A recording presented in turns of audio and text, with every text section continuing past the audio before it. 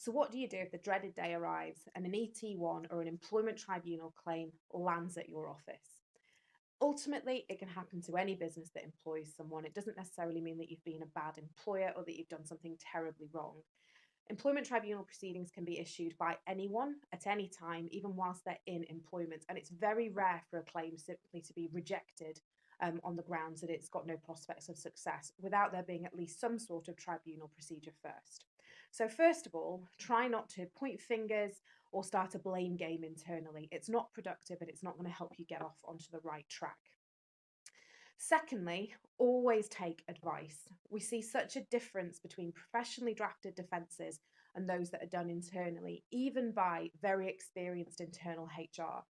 The reason being, taking an objective view by an outsider can often mean that points of defence are looked at that perhaps wouldn't be ordinarily considered, and they can also make sure that it's being dealt with in line with the most up to date employment law. Thirdly, preparation is key. So ensure that whenever you're being sent documents by your solicitor, or perhaps you're doing the disclosure exercise and you're going through documentation internally, you need to make sure that you read and absorb as much as possible so that you understand the case and you understand what's going on. It means that you're going to be able to engage in the process better. Your solicitor is going to be able to advise you in a more informed capacity, and you're also going to engage better in the decisions that need to be made.